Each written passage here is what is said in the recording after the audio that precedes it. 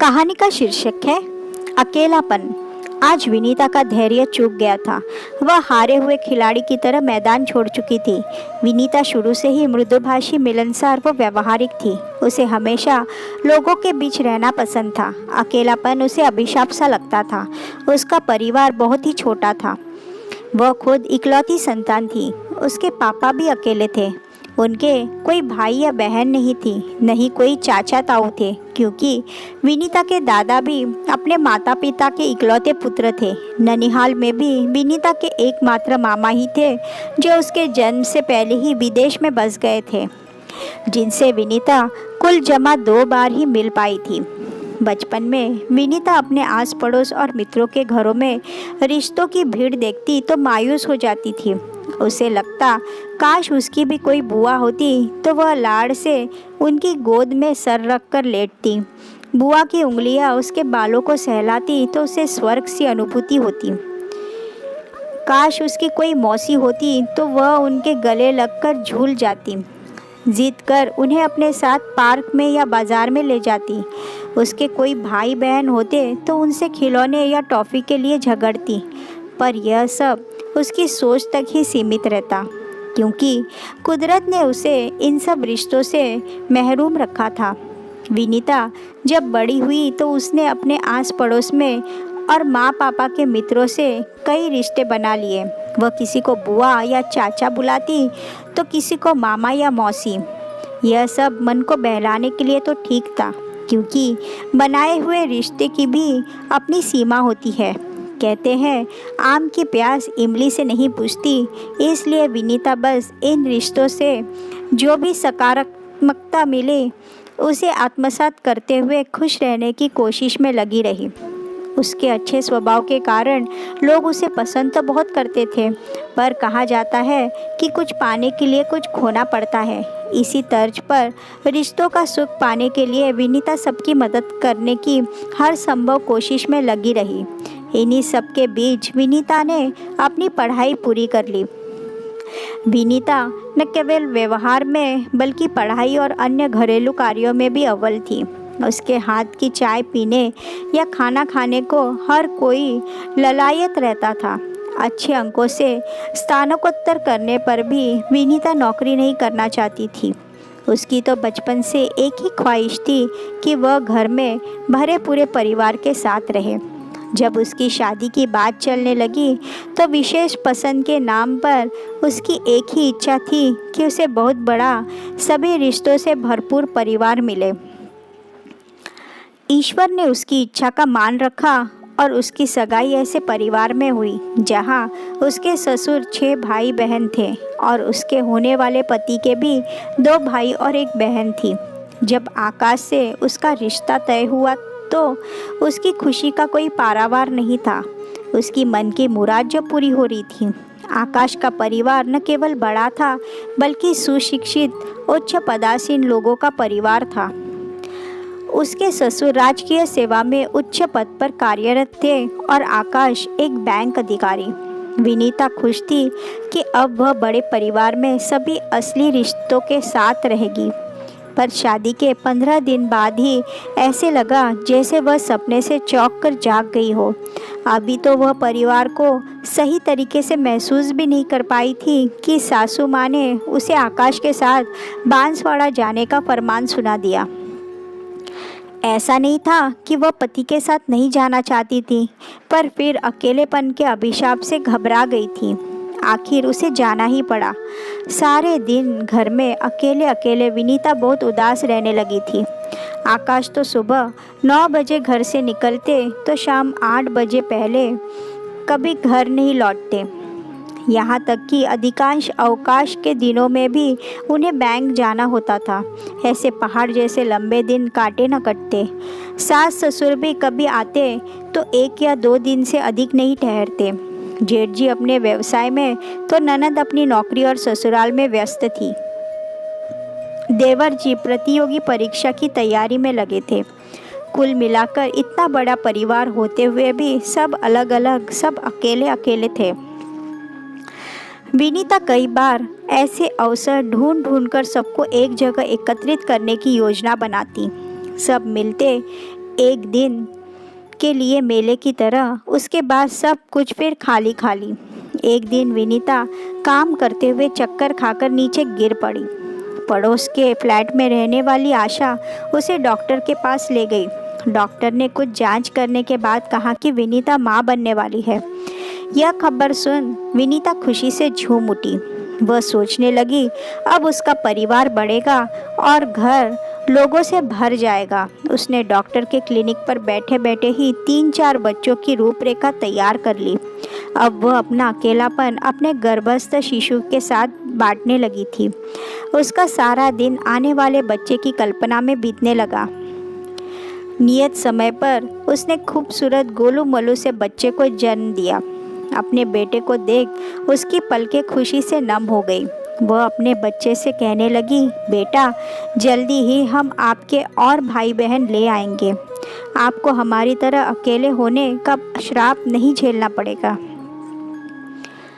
पर हाय रे विदना, भाग्य कुछ और ही मंजूर था।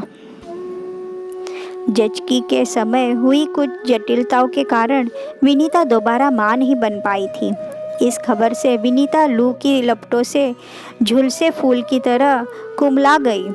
हर 2-3 वर्षों में होते स्थानांतरणों ने घर के बाहर भी रिश्तों को पनपने ही नहीं दिया। अब विनीता ने इसे अपना प्रारब्ध समझ समझौता कर लिया था, लेकिन आज आई एक खबर ने जैसे उसके पंख लगा दिए। वह तो बस आज मैं ऊपर आसमां नीचे गाते हुए चहकती फिर रही थी। खबर ही कुछ ऐसी थी।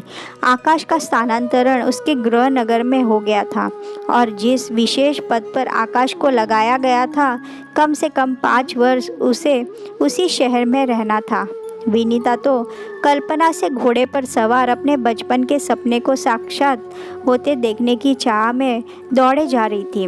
उसने आकाश से कहा कि यह खबर घर पर न दे, हम अचानक साजो सामान सहित पहुंचकर सबको आश्चर्यचकित कर देंगे। वह बार बार 10 वर्ष के बेटे वत्सल को कह रही थी, बिट्टू, अब हम दादा दादी, ताई जी, ताऊ जी और भैया के साथ रहेंगे। अब आएगा जीने का असली मज़ा। अभी आकाश को रिलीव होने में 15 दिन शेष थे, पर विनीता तो जैसे आज ही सब सामान बांधकर चले जाना चाहती थी। जल्दी जल्दी उसने सब सामान बांधा, बस ज़रूरत भर की वस्तुएं ही बाहर रखी। आखिर इंतज़ार की घड़ियां खत्म हुई और वह दिन आ ही गया जब विनीता अपने परिवार के साथ रहने जा रही थी। सामान ट्रक पर लाद दिया गया। आकाश, विनीता और वत्सल अपनी कार में सवार हो रवाना हुए। विनीता के मन की गति तो कार से भी तेज थी। वह बस घर पहुंचकर अपने परिवार के साथ रहने के असीम आनंद को पा लेना चाहती थी। लो आ गया विनीता के सपनों का पड़ाव। घर में घुसते ही विनीता की खुशी सावन की बरसात की तरह झूमकर बरसने लगी। सभी ने उनका स्वागत किया।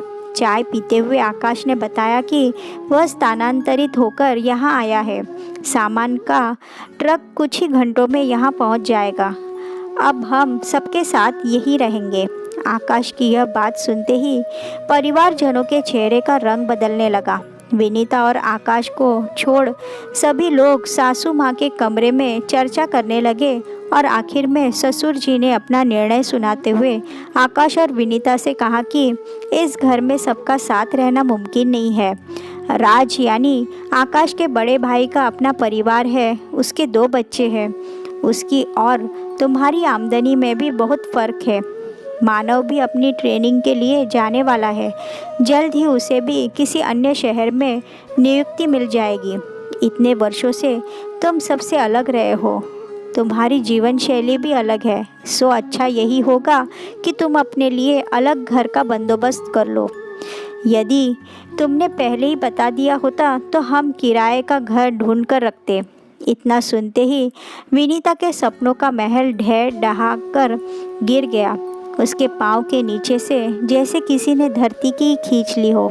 वह बिल्कुल पत्थर की तरह जड़ हो गई। उसके मुंह से कोई बोल तक न फूटा। आकाश अपने पापा की बात सुन हतप्रभ रह गया। विनीता के दिल के हाल का अंदाज़ा लगाता आकाश खुद मुख हो गया। आकाश ने जैसे तैसे खुद को संभाला और विनीता को कमरे में ले गया।